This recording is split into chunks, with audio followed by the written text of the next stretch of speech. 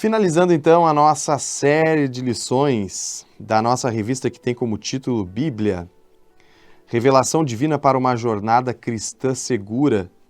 Lembrando que a nossa revista é uma publicação do Seminário Teológico Batista Gilgal, que sempre tem esse zelo de transmitir a Palavra de Deus, o estudo da Palavra de Deus, apoiando a nossa maior e melhor escola do mundo, que é a Escola Bíblica Dominical, e trazendo para você o ensino que vai aproximando você da presença de Deus. Lição de número 13, a fonte de toda a sabedoria. Nós tivemos um pequeno erro aqui na digitação, fonte de toda a sabedoria. E um pequeno ajuste na leitura diária, Lucas capítulo 21, versículos de 12 a 15, certo? Para o aluno poder se situar dentro das referências. Bom, vamos então ao nosso texto base, que está em Provérbios capítulo 3, versículos de 13 a 21, Romanos 11, de 33 a 36, e o nosso texto áureo, Colossenses capítulo 3, versículo 16, que diz: A palavra de Cristo habite em vós abundantemente em toda a sabedoria, ensinando-vos e admoestando-vos uns aos outros com salmos, hinos e cânticos espirituais, cantando ao Senhor com graça em vosso coração.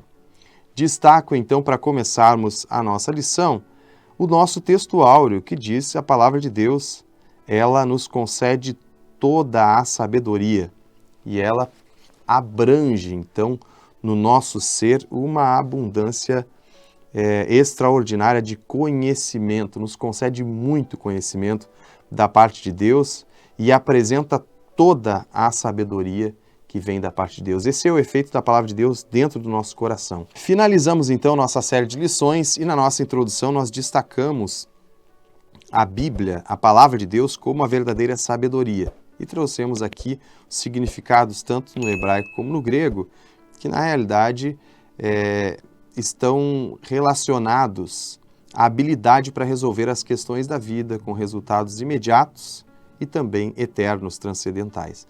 Então essa habilidade só é produzida pela palavra de Deus e nós precisamos entender que um mundo cheio de dúvidas, um mundo de desconstrução, a palavra de Deus é que permanece firme como a única sabedoria para que possamos viver em uma vida correta e cheia de propósitos, certo?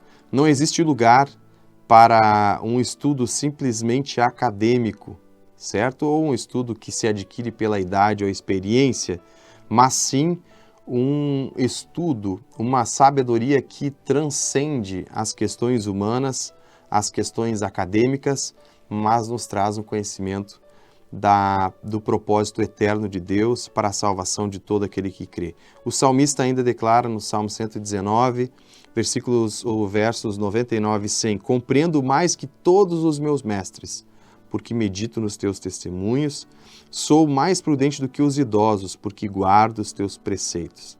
Portanto, a palavra de Deus é uma via inigualável para a sabedoria e o crescimento intelectual.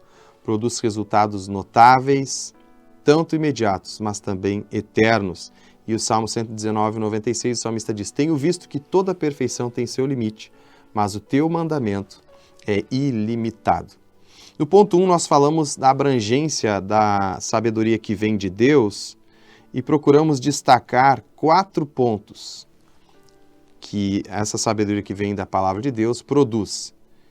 E nós ainda mencionamos Provérbios 9, 10, que diz que o temor do Senhor é o princípio da sabedoria, o conhecimento do santo, a prudência. Então, quais sejam esses 4 pontos? Conhecimento, discernimento, entendimento e prudência. Então, nesta extensão, nós procuramos destacar o alcance da sabedoria que vem da palavra de Deus. Conhecimento do grego gnosis, que é o poderoso e completo conhecimento que vem de Deus, manifesta através da sua palavra, engloba tudo que diz respeito à salvação e à vida piedosa do cristão e também conhecimento progressivo a respeito de Deus. Discernimento, a palavra discernir no Novo Testamento está ligada a pelo menos 5 palavras do grego: dokmazo, anacrino, diacrino, críticos e diacrises.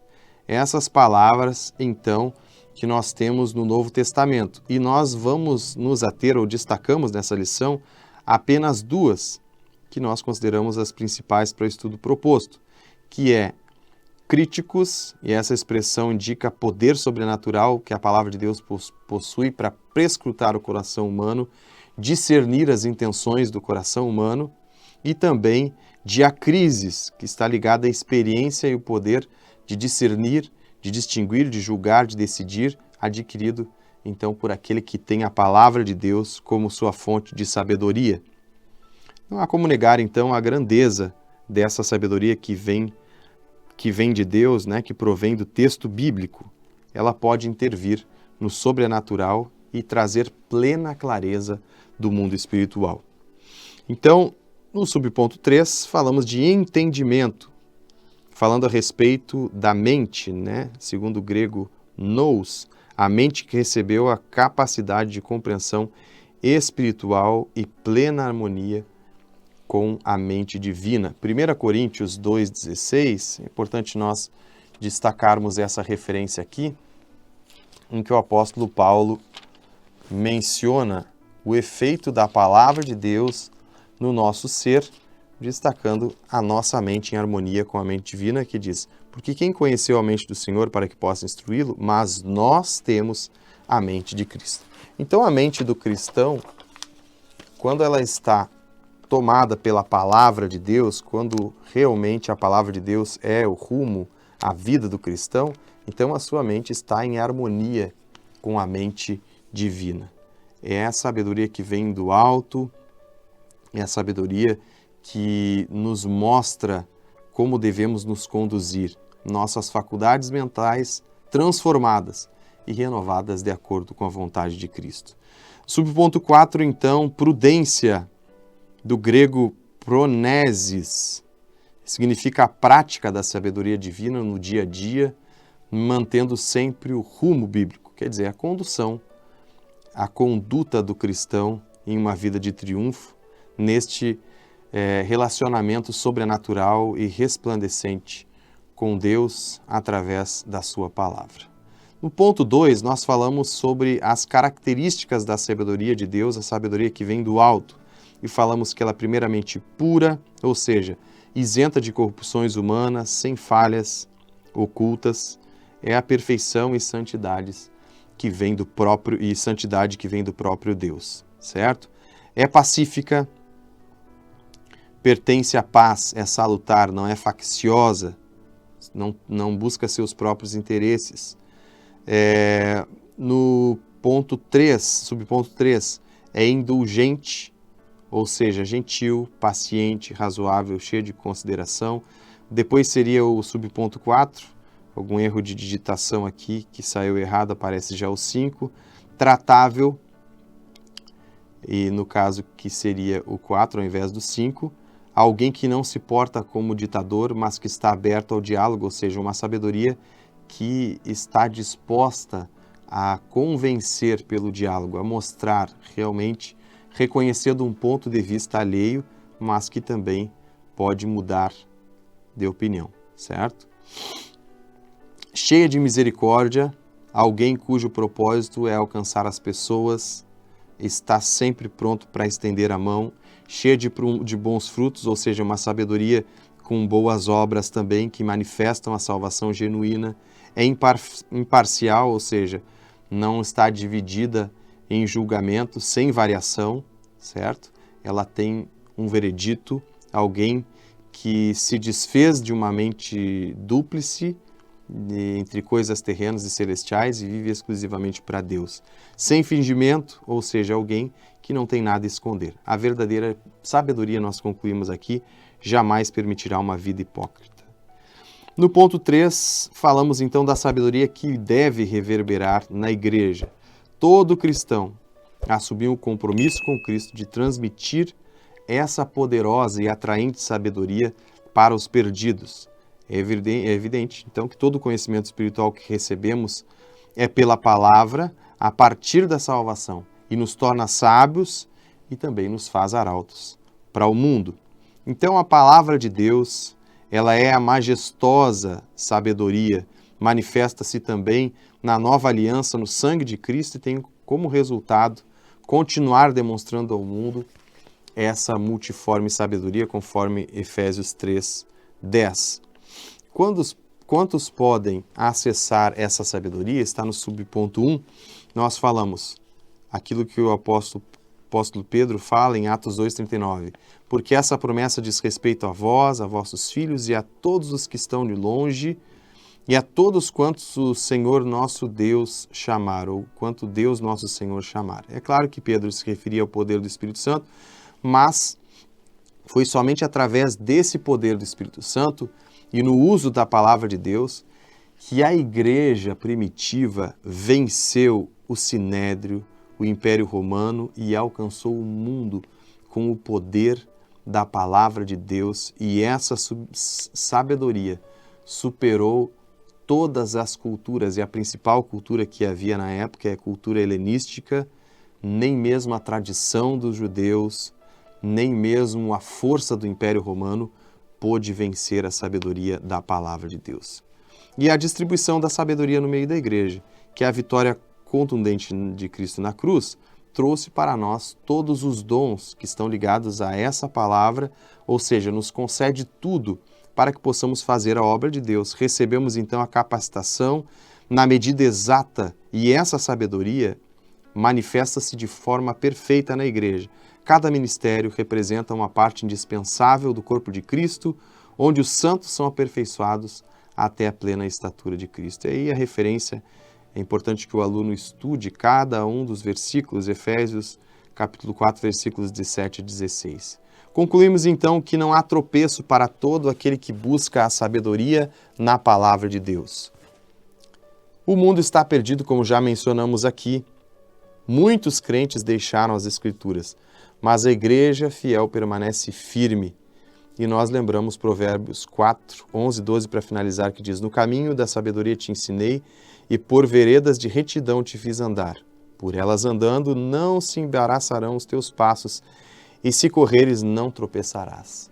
Povo de Deus, Igreja de Cristo, alunos e principalmente professores da Escola Bíblica Dominical, sejamos fiéis na busca por conhecimento na palavra de Deus, e teremos a verdadeira sabedoria para nos conduzir neste mundo que está perdido, mas que ainda pode ouvir, ainda pode visualizar um rumo através da palavra de Deus que promove essa sabedoria. Amado professor e aluno da melhor e da maior escola do mundo, Escola Bíblica Dominical, a nossa revista é uma publicação do Seminário Teológico Batista Gilgal, que, honrando essa grande instituição de ensino que é a Escola Bíblica Dominical, procurou trazer até você o conhecimento bíblico. Nosso propósito é mostrar, através dessas 13 lições, a grandeza da palavra de Deus como essa revelação divina para uma jornada cristã segura. Nós concluímos aqui mostrando que Deus, em todos os momentos, procurou se manifestar ao homem desde a criação do homem, já com uma predisposição para segui-lo dentro do seu propósito, porque somos feitura sua, criados para as boas obras, que Deus preparou para que nós andássemos nelas. Mesmo depois de tudo isso, Deus olhou do céu e viu que não havia ninguém que fizesse o bem. Mas mesmo assim, Deus amou o homem tão intensamente que cumpriu a sua palavra de forma contundente, a ponto de que João 1,14 diz: a própria palavra se fez carne e habitou entre nós de forma poderosa. E é essa poderosa palavra de Deus que nos foi outorgada, revelada em Cristo, que é a própria palavra, o verbo de Deus, para que possamos não só conhecê-lo mais e mais, mas andar, viver por Cristo Jesus, que é essa palavra. Por esse motivo, então, cada um destes membros do corpo de Cristo, Igreja de Cristo, servos e servas de Deus, devemos ser habilidosos ao tomar a palavra de Deus, não só para a nossa vida, mas para apontar com exatidão o caminho para a salvação, iluminando o mundo como um astro resplandecente e cheio de vida. Concluímos então com Filipenses capítulo 2, versículos 15 e 16, com as palavras do apóstolo Paulo, que diz: para que sejais irrepreensíveis e sinceros, filhos de Deus inculpáveis, no meio de uma geração corrompida e perversa, entre a qual resplandeceis como astros no mundo, retendo a palavra da vida, para que no dia de Cristo possa gloriar-me de não ter corrido nem trabalhado em vão. Que Deus te use, querido professor, querido aluno, como um arauto da sua palavra, lembrando que ela é tudo o que nós precisamos. Ela é o sustento, ela é o poder, ela é a espada, ela que nos conduz à vitória, pois ela é o próprio Cristo em nós, que é a esperança da glória. Que Deus te abençoe em nome de Jesus. Amém.